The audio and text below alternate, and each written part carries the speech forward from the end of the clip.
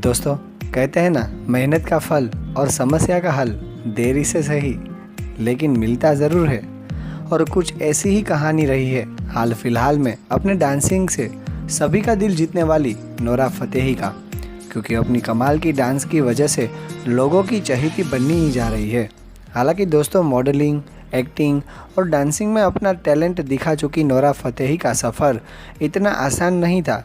क्योंकि Nora Fatehi भारतीय film industry से जुड़ी हुई नहीं है और उनका ज़्यादातर समय भारत में नहीं बल्कि कनाडा में गुजरा है।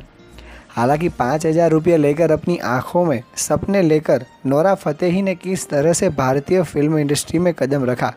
आज की इस वीडियो में हम पूरी जानकारी आपको देंगे। तो दोस्तों, इस कहानी की शुरुआत होती है 6 फरवरी 1992 से, जब कनाडा के मॉन्ट्रियल शहर में नोरा फतेही का जन्म हुआ। एक गरीब फैमिली में पैदा होने वाली नोरा फतेही को शुरू से ही एक्टिंग और डांसिंग का काफ़ी शौक था और यही वजह थी कि बचपन से ही नोरा फतेही इंटरनेट के माध्यम से डांस और एक्टिंग सीखा करती थी। हालांकि पढ़ाई लिखाई से भी ध्यान उन्होंने कभी भी कम नहीं किया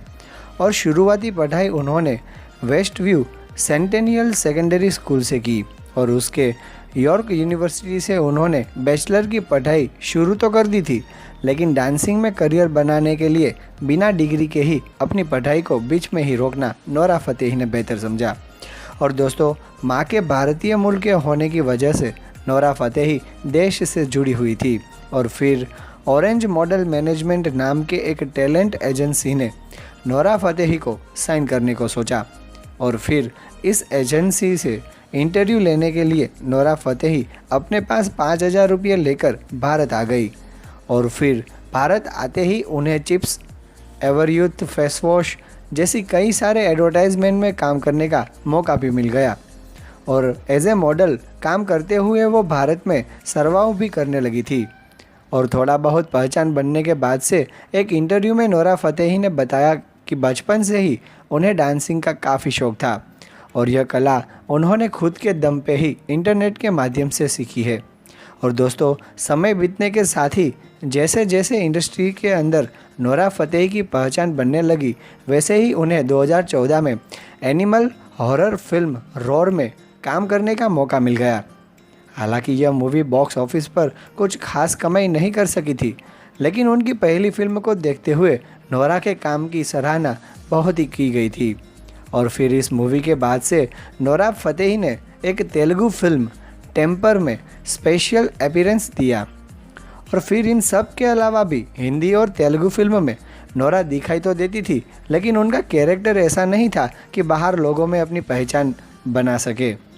और दोस्तों, इन्हीं सभी संघर्षों के बीच में ही नोरा फतेही को अच्छा मौका तब मिल गया जब उन्हें 2015 के बिग बॉस सीज़न 9 में वाइल्ड कार्ड एंट्री मिल गई और यहाँ से लोग भी उन्हें पहचानने लगे। हालांकि असल में कामयाबी की बात की जाए तो नोरा फतेही को वाह मिलना तब शुरू हुई जब 2018 के फिल्म बाटला हाउस के जब दिलबर गाने में नोरा का शानदार डांस लोगों की नज़रों में छा गया और इस गाने ने यूट्यूब जैसे प्लेटफॉर्म पर अब कई सारे रिकॉर्ड भी तोड़ दिए। जैसे कि दिलबर सॉन्ग यूट्यूब पे सबसे कम समय में सबसे तेज 100 मिलियन व्यूज़ पाने वाली वीडियो बन गई। और दोस्तों, अभी हाल ही में देखा जाए तो विकी कौशल के साथ पछताओगे सॉन्ग, ओ साकी साकी सॉन्ग, कमरिया सॉन्ग जैसे गानों से नोरा ने लाखों नहीं करोड़ों लोगों में अपनी पहचान बना ली। और दोस्तों, अभी कुछ दिन पहले ही आई फिल्म मरजावा का एक सॉन्ग, एक तो कम जिंदगी, यह सॉन्ग आजकल काफ़ी चर्चे में है। पर हाल अंत में दोस्तों, बस मैं यही कहना चाहता हूँ कि भारतीय फिल्म जगत से कोई भी ताल्लुक़ ना होने के बावजूद भी इस तरह से खुद के टैलेंट में नोरा ने सफलता पाई है और हम उम्मीद करते हैं कि नोरा की यह कहानी आपको भी ज़रूरी पसंद आई हो। आपका अमूल्य समय देने के लिए बहुत बहुत धन्यवाद।